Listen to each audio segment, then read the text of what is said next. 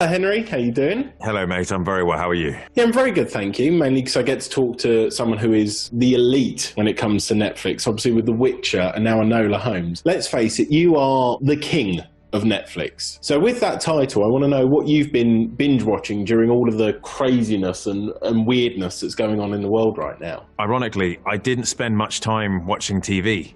I spent most of my time in the garden. I wanted to get outside as much as possible. I mean, I love traveling, but it was really nice not to hear planes or see planes.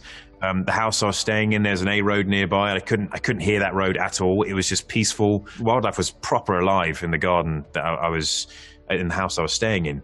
And so I spent most of my time doing that. And the stuff I did watch, I'm not too sure which of it was on Netflix and which wasn't, so I don't want to talk about it accidentally and then get in trouble. Just say Stranger Things. We'll edit that bit in. Stranger Things, The Witcher, that's what I watched. It was all Stranger Things. Netflix will be happy. We'll tick that box. It'll be fine. Perfect. Many people have played Sherlock in the past. We've got Robert Downey Jr., Ian McKellen, Benedict Cumberbatch. Like, you name it, they've done it. But your Sherlock's very different to theirs. So where did you take inspiration from when you was working out how you'd portray the character? The most important thing that we wanted to do for this was make sure that Sherlock was a supporting character to Enola. And for that to happen and work, we had to introduce more of an emotionality to Sherlock.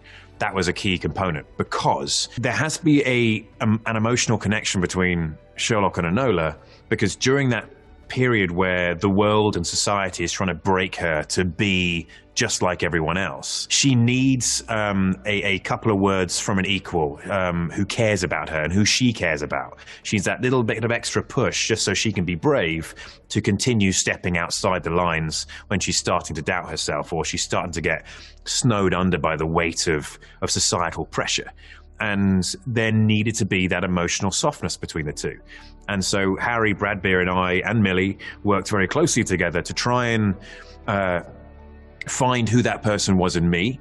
And Harry and I spoke about my experiences, about my hopes, my dreams, about my relationship with my family and everything. And we found a deep emotional core there. And then we applied it to the character and we dialed it back a bit because we don't want Sherlock being too emotional. Some of the rehearsal stuff I did with Harry was a lot more emotional. We said, all right, let's bring it back so we're not departing too much from the traditional Sherlock. And instead we have this great supporting character for Enola. And that was the key ingredients we put into it, because this is Enola's story. This is not Sherlock's story. And we've seen the traditional Sherlock so much that actually it was really nice to have this character who is the traditional Sherlock as far as his interaction with the rest of the world is concerned, but his interaction with this extraordinary special character of Enola, that is different.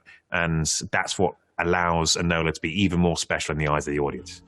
No, exactly what you said there. I think Netflix have worked really hard in developing everyone's characters, even right down to when Netflix released the character posters. They were so specific on who Enola was and what Sherlock was all about. Speaking of those character posters, your one actually went viral, mainly because someone photoshopped it. I think you can see where this is going. Yes, they photoshopped you as James Bond. Oh, yeah. It was. Now, I know you've been asked like a gazillion and one times, will you play Bond? Do you want to play 007? I'm not going to ask you that, don't worry. You are safe. You are, relax. You haven't got it again. I suppose even if you did want to play James Bond, it looks like we're getting Tom Hardy Bond now. But there is a role opposite him. Would you ever consider going from Sherlock Holmes to a Bond villain and taking on the man-mountain that is Tom Hardy? If Barbara and Mike interested me in any capacity to be a part of their movies, then I will gladly have that discussion with them, and that'd be something I'd be very keen to explore further. Well, if you have to be in a James Bond film, twist my arm, I'll do it, I suppose. I'll allow it, yeah. And that's all we've got time for, Henry. I actually need to go get in some push-ups. If I'm going to be one of your evil James Bond henchmen, I really need to work on the guns, you see. Thank you so much for chatting to me, Henry. It's been really fun. Thank you, mate.